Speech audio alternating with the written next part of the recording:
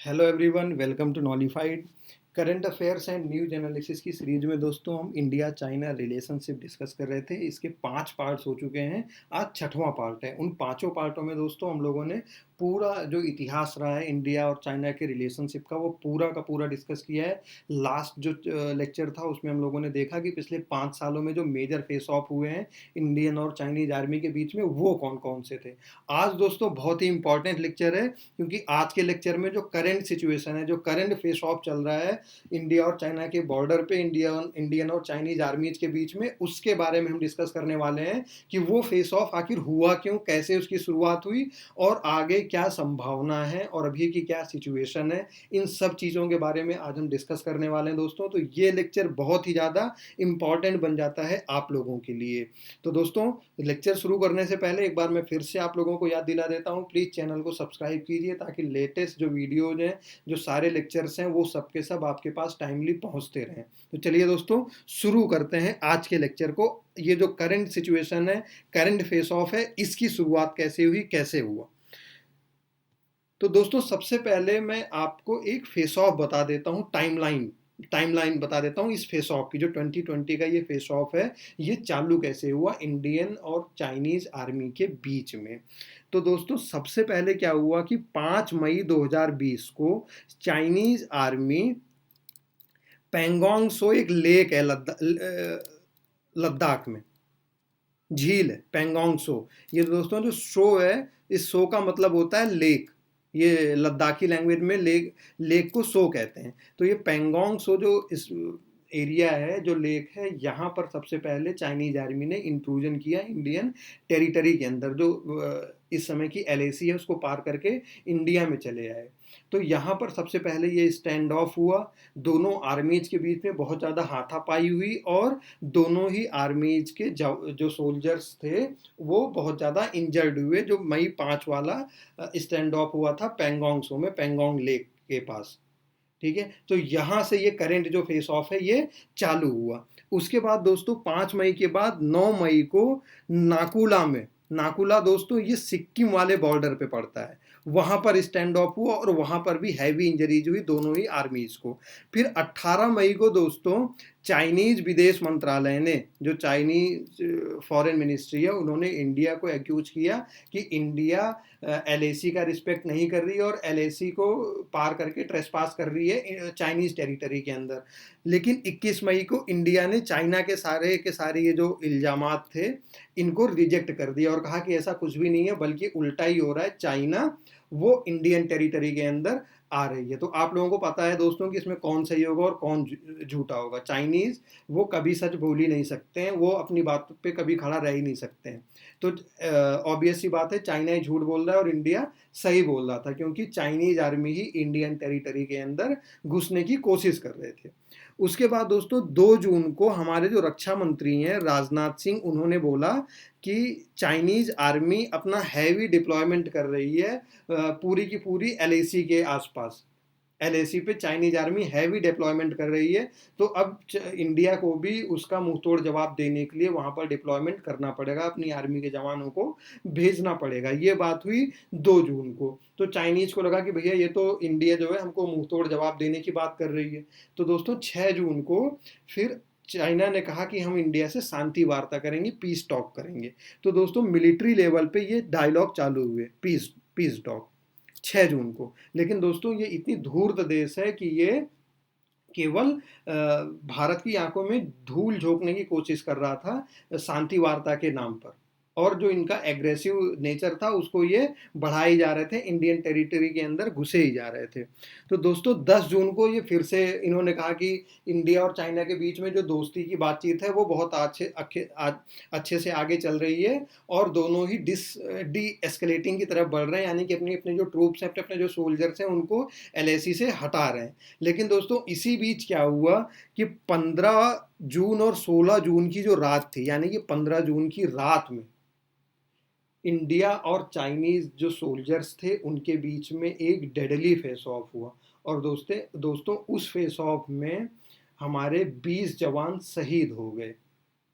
China के भी कुछ हुए, उन्होंने कभी एग्जैक्ट नंबर बताए नहीं, बहुत सारी मीडिया में रिपोर्ट्स आई कि उनके 40, 43, 48, कुछ लोगों ने कहा कि मोर देन 100 ट्रूप्स उनके भी मारे गए। लेकिन जो हमारे सोल्जर थे दोस्तों, वो 20 जवान शहीद हुए जून 15 और 16 को वॉयलेंट फेस ऑफ में। ये जो फेस ऑफ हुआ था ये गलवान वैली में हुआ था। अभी हम इसको जो मैप्स हैं उनके थ्रू देखेंगे कि कहाँ कैसे कैसे ये डेडली जो फेस ऑफ्स हुए थे ये हुए। लेकिन दोस्तों 15 और 16 जून को हमारे 20 जवान शहीद हो गए। उसके बाद दोस्तों 18 जून को चाइनीज आर्मी ने हमारे 10 सोल्जर्स को किडनैप कर लिया था। 15-16 वाले जून का जो क्लैश था, उन 10 जवानों को छोड़ दिया। 18 जून को हमारे 10 जवानों को चाइनीज आर्मी ने छोड़ दिया। उसके बाद दोस्तों 19 जून को चाइना ने ये क्लेम किया कि जो पूरी की पूरी ये गलवान वैली है ये हमारी है, जबकि अभी गलवान वैली के ऊपर इंडिया का अधिकार है। लेकिन चाइना ने कहा कि गलवान वैली के ऊपर हमारा अधिकार है। 19 जून को इन्होंने नया क्लेम किया, जो कि पहले ये नहीं करते थे।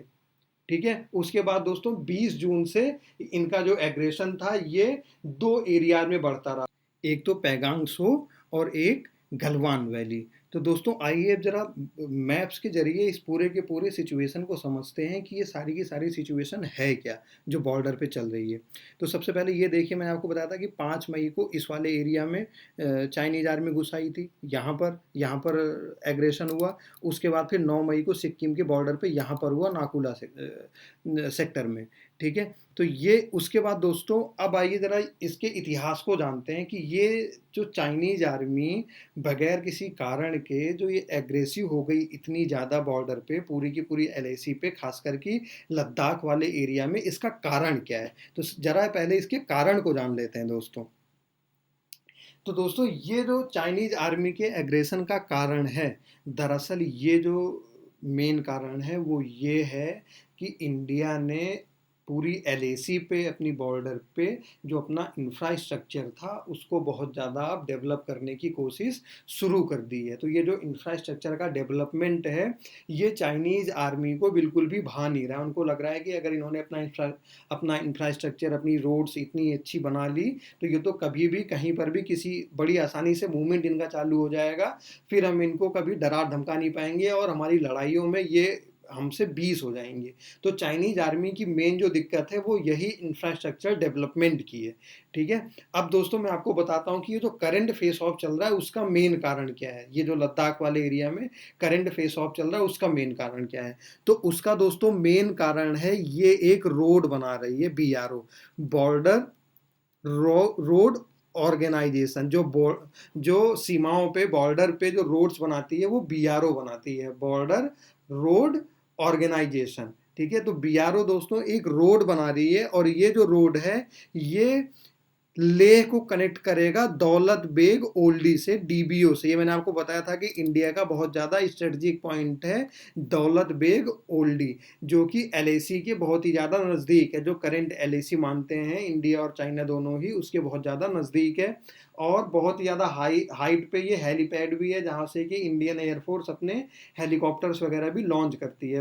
एक तरीके से वर्ल्ड का सबसे हाईएस्ट ये हेलीपैड है दौलत बेग ओल्डी में। तो इंडिया के लिए स्ट्रेटजिकली बहुत ही ज़्यादा इंपॉर्टेंट है। तो दोस्तों ये एक रोड बन रही है दारबुक से लेके दौलत बेग तक। लेह से लेके दारबुक तक तो पहले ही रोड थी, और तो ये दारबुक से लेकर के दौलत बेग तक जो ये रोड बन रही है ये चाइनीज़ को बिल्कुल भी भा नहीं रही है। उनको कह रहे हैं कि अगर ये लेह वाला एरिया या इस रोड से पूरा का पूरा कनेक्ट हो जाता है तो इंडियन आर्मी बड़ी आसानी से पूरे के पूरे लद्दाख वाले बॉर्डर पे मूवमेंट उनका बड़ा आसान हो जाएगा। तो इसी रोड के कंस्ट्रक्शन को रोकने के लिए ये पूरा का पूरा जो चाइनीज आर्मी का एग्रेशन है वो इसी के ऊपर बेस्ड है कि किसी तरीके से हम इस रोड के कंस्ट्रक्शन को रोक दें। और BRO दोस्तों पिछले 2 डिकेड से, यानी कि पिछले 20 सालों से इस रोड को बना रहा है और अब कहीं जाकर के ये रोड कंप्लीट हुआ है। तो इसी रोड को बनाने से रोकने के लिए ये सारा का सारा एग्रेशन कर रही है। ये जो दोस्तों DBO रोड है, ये देखिए, ये छोटा मैप है, ये बड़े मैप में आप समझिए कि लेह से चलता है, लेह से, और फिर ये दुरबुक से होते हुए ये जो DBO है इसका जो पार्ट है ये तो दुरबुक से चालू होता है, दुरबुक से लेकर के दौलत बेग ओल्डी तक, और इसकी जो टोटल लेंथ है वो है 323 किलोमीटर, 323 किलोमीटर। लेकिन लेह से लेके दुर्बुक तक पहले ही रोड बन चुकी थी। तो एक तरीके से ये जो रोड है ये लेह से लेकर के और लेह को जोड़ देगा दौलत बेग ओल्डी से। तो इंडियन आर्मी के लिए मूवमेंट बहुत ज़्यादा आसान हो जाएगा। ये जो रोड है दोस्तों दौलत बेग, इसको DSDBO रोड कहते हैं। ये जो DSDBO रोड है ये यहाँ पर एक श्योक रिवर बहती है। श्योक रिवर जिसको जम्मू कश्मीर का शोक भी कहते हैं, बहुत सारे कारण हैं, लोग उसमें कूद जाते थे। जो ओल्ड सिल्क रूट था, ट्रेड रूट था, वहाँ पर अगर कुछ भी आपदा होती थी तो उसमें कूद जाते थे, मर जाते थे। इस वजह से जो श्योक रिवर है इसको जम्मू कश्मीर का शोक भी कहते हैं। तो इसी रिवर के किनारे किनारे ये रोड चल रही है। ये जो DSDBO की रोड है 323 किलोमीटर तक, ठीक है। ये आप देख सकते हैं LAC है, तो ये LAC के बहुत ही नज़दीक है। तो इंडियन आर्मी को यहाँ पर बहुत आसान हो जाएगा अगर ये रोड बन जाती है पूरी तरीके से, एक तरीके से बन ही चुकी है। तो इंडियन आर्मी के लिए मूवमेंट करना यहाँ पर बहुत ज़्यादा आसान हो जाएगा, ठीक है। तो ये देखिए दोस्तों LAC चल रही है और यहाँ पर ये गलवान रिवर है। ये जो गलवान वैली है ये एक गलवान रिवर है, उसकी वैली है, ठीक है। ये गलवान रिवर दोस्तों इधर से आती है, अक्साई चीन से आती है। इसका जो ओरिजिन होता है वो अक्साई चीन से होता है, जिसके ऊपर की अभी चाइना का अधिकार है। अक्साई चीन से आते हुए दोस्तों ये गलवान रिवर श्योक रिवर में मिल जाती है। और ये जो श्योक रिवर है दोस्तों ये इंडस रिवर की ट्रिब्यूटरी है। इंडस यानी सिंधु नदी की सहायक नदी है, उसके बारे में अभी मैं आपको डिटेल में बताता हूँ। दोस्तों ये इस मैप में आप जरा इस LAC को देखिए ध्यान से। ये जो LAC है दोस्तों ये आगे बढ़ते हुए ये है यहाँ पर पैगोंग लेक। इस लेक को आधे से काटती है, आधे से नहीं मतलब इसका अधिकतर पार्ट अक्साई चीन में जाता है और थोड़ा सा पार्ट इंडिया की तरफ आता है लेक का। तो ये जो LAC है ये इसके बीच से जाती है, इस लेक के बीच से। आगे के जो मैप्स हैं उसमें मैं आपको दिखाता हूँ। लेकिन आप ये जानिए कि ये जो चाइनीज आर्मी एग्रेशन कर रही है ये इसी रोड की वजह से कर रही है, DSDBO रोड की वजह से। कि ये रोड अगर बन जाएगा तो इंडियन आर्मी का मूवमेंट बहुत आसान हो जाएगा और वो कभी भी हमारे ऊपर अटैक कर सकते हैं या हम उनको कभी ऐसे डरा नहीं पाएंगे, ठीक है। ये दोस्तों फ्लैश पॉइंट है जिसको PP14 कहते हैं, जहां पर कि जो जून 15 और 16 का डेडली फेस ऑफ हुआ था जिसमें कि हमारे 20 जवान शहीद हुए थे, वो यहाँ पर हुआ था। यानी आप देखेंगे कि ये LAC से थोड़ा सा वेस्टर्न साइड है, इंडियन टेरिटरी पर ही है और इस रोड के करीब ही है, ठीक है। तो आगे बताता हूँ दोस्तों मैं आपको कि इस समय जो चाइनीज आर्मी है वो दो एरिया में बहुत ज़्यादा एग्रेसिव है, ठीक है। एक तो दोस्तों गलवान वैली जो कि एकदम LAC के पास में ही है और एक इस पेंगोंग लेक के पास। अगर दोस्तों आप ये पेंगोंग लेक देखेंगे ये LAC है, करंट LAC। ये LAC से थोड़ा सा इस तरफ पेंगोंग लेक भी है और थोड़ा सा इधर भी पेंगोंग लेक है, ठीक है। तो यानी कि एक तरीके से LAC इस पेंगोंग लेक के बीच से होती हुई जाती है। तो इन्हीं दोनों एरियाज में चाइनीज आर्मी इस समय अपना एग्रेशन दिखा रहे हैं। तो आइए मैं आपको अलग अलग मैप्स में दिखाता हूं कि गलवान वैली में क्या डिस्प्यूट है और इस पेंगोंग लेक में क्या डिस्प्यूट है। तो सबसे पहले शुरुआत करते हैं गलवान वैली से। दोस्तों ये लेक्चर बहुत इंपॉर्टेंट है, आपके लिए बहुत ज़्यादा ये मददगार साबित होगा एग्जाम्स में, क्योंकि इससे बहुत सारे क्वेश्चन आने की उम्मीद है। तो इस वीडियो को ध्यान से देखिएगा और पूरा देखिएगा। देखिए दोस्तों ये गलवान वैली का एरिया है, अगर इसको आप ऐसे समझते हैं तो ये LAC है।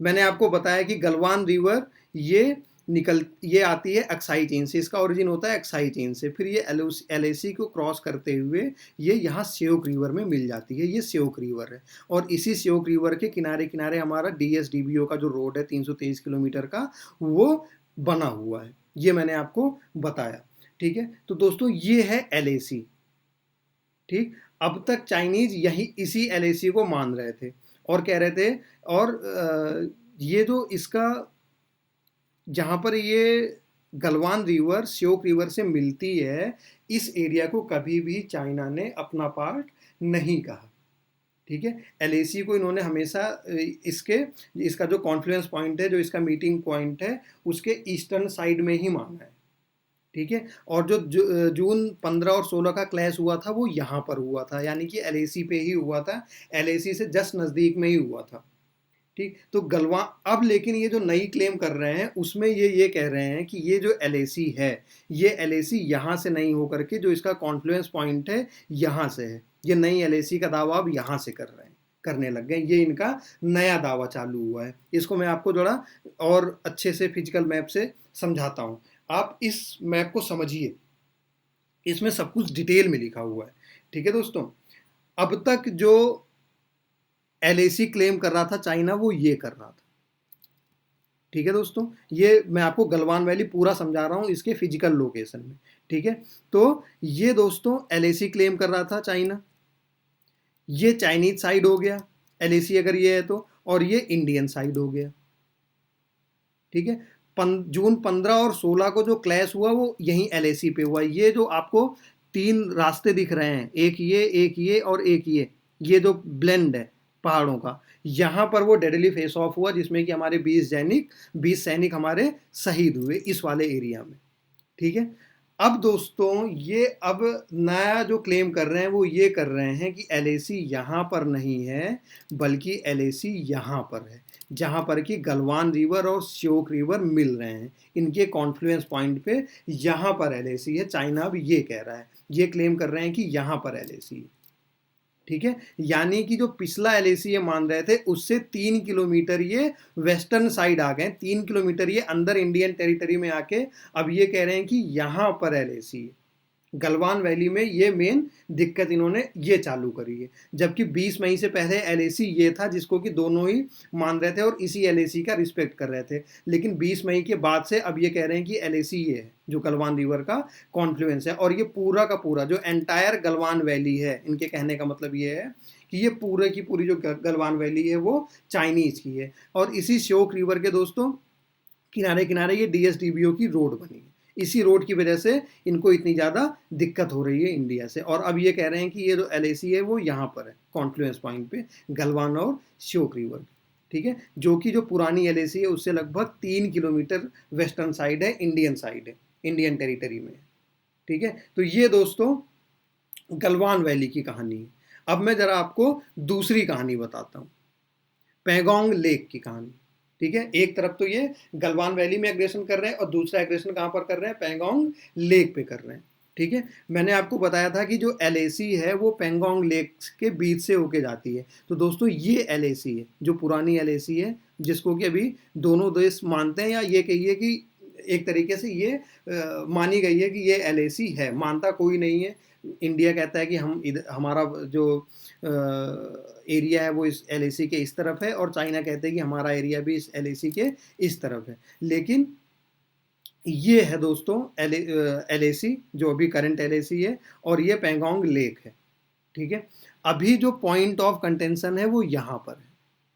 ठीक है, अच्छा ये मैं आपको बताता हूँ दोस्तों कि ये जो पैंगोंग लेक है इसके किनारे किनारे जो माउंट रिजेज हैं, जो पहाड़ों की घाटियां हैं, उनको फिंगर्स कहा जाता है, और उनको फिंगर्स का नाम दिया गया, यानी उन रिजेज को नाम दिया गया है। फिंगर 1, फिंगर 2, फिंगर 3 ऐसी करके, फिंगर 8, फिंगर 9, फिंगर 10, फिंगर 14 ऐसे करके इन रिजेज को नाम दिया गया है, इन माउंटेन रिजेज को नाम दिया गया है। ठीक है, मैं आपको ये दूसरे उसमें समझाता हूँ, एक मैप में समझाता हूँ। तो दोस्तों अभी तक क्या है कि ये एलएसी एक तरीके से, तो जो इंडिया है वो फिंगर 4 तक कंट्रोल करता है। ये फिंगर 4 है, यहाँ तक इंडियन टेरिटरी। ठीक है, तो इंडिया फिंगर 4 तक कंट्रोल करता है टेरिटरी को, और इंडिया क्लेम ये करता है कि जो हमारी टेरिटरी है वो फिंगर 8 तक है, यानी कि यहाँ तक है। ठीक, ये इंडिया का क्लेम है। और जो चाइना है दोस्तों वो फिंगर 8 तक कंट्रोल करता है, यानी कि यहाँ तक कंट्रोल करता है, और जो क्लेम करता है वो फिंगर 2 तक करता है चाइना। और दोस्तों चाइना पेट्रोल भी करता है फिंगर 2 तक, और इंडिया भी पेट्रोल करता है फिंगर 8 तक। भले ही इंडिया का अधिकार फिंगर 4 तक है, लेकिन जो ये पेट्रोल करते हैं ये फिंगर 8 तक करते हैं, और यहीं तक क्लेम भी करते हैं कि हमारा अधिकार यहीं तक है। इसी तरीके से जो चाइना है ये फिंगर 8 तक कंट्रोल करता है, लेकिन जो पेट्रोल करता है वो फिंगर 2 तक करता है, और क्लेम करता है कि फिंगर 2 तक हमारा अधिकार है पैंगोंग लेक के। ठीक है, और जो करंट पॉइंट है वो कहाँ पर है, वो यहाँ पर है फिंगर 4 के आसपास, फिंगर 3 के आसपास। और अभी अगर आप न्यूज़ फॉलो कर रहे होंगे दोस्तों, तो चाइनीज आर्मी ने यहाँ पर अपना हैवी डिप्लॉयमेंट करना चालू कर दिया है फिंगर 3 फिंगर 2 के बीच में। ठीक है, क्योंकि अब ये क्लेम कर रहे हैं कि अब एलएसी को हम यहीं से लेकर जाएंगे, एलएसी को यहाँ से भी शिफ्ट करेंगे, यहाँ से भी और गलवान वैली से। तो एक तरीके से पूरे के पूरे ये पैंगोंग लेक को और गलवान वैली के ऊपर कब्जा करना चाहते हैं। ये मैंने आपको मैप से पूरा का पूरा समझा दिया, ये भी दिखा दिया कि पैंगोंग लेक और गलवान वैली असलियत में मैप में कहाँ पर है, फिर उनके छोटे छोटे पार्ट करके भी आपको दिखा दिए। तो दोस्तों ये है करंट फेस ऑफ इंडिया और चाइना का। ये फेस ऑफ किस दिशा में जाएगा, कैसे जाएगा, डिप्लोमेसी काम करेगी कि नहीं करेगी, ये अभी वक्त ही तय करेगा दोस्तों। अच्छा दोस्तों, आज का ये लेक्चर इम्पॉर्टेंट लेक्चर था, इसको आप पूरा देखिएगा, ढंग से समझिएगा, और ये पूरा का पूरा जो मैप है इसको ठीक से देखिएगा कि कौन सा पॉइंट कहाँ पर है।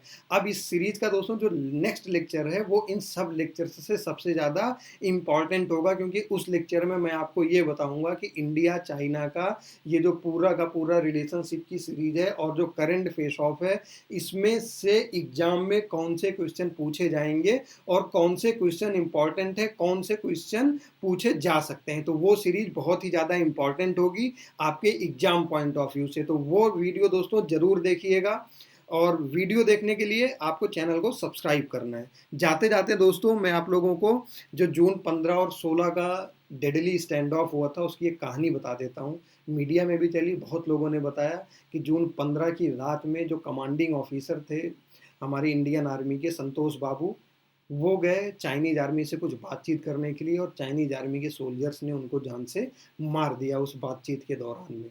दोस्तों जो आर्मी का कमांडिंग ऑफिसर होता है वो पूरी की पूरी आर्मी यूनिट के लिए एक पिता के समान होता है, एक फादर फिगर होता है। तो जब इंडियन आर्मी के सोल्जर्स को ये पता चला कि हमारे फादर समान, हमारे पिता समान जो कमांडिंग ऑफिसर हैं उनको जान से मार दिया है, वो अपनी एंगर पे काबू नहीं कर पाया और वो चाइनीज आर्मी से लड़ने के लिए पहुंच गए, अपनी सीईओ के मौत का बदला लेने के लिए पहुंच गए। वहां पर दोस्तों डेडली फेस ऑफ हुआ।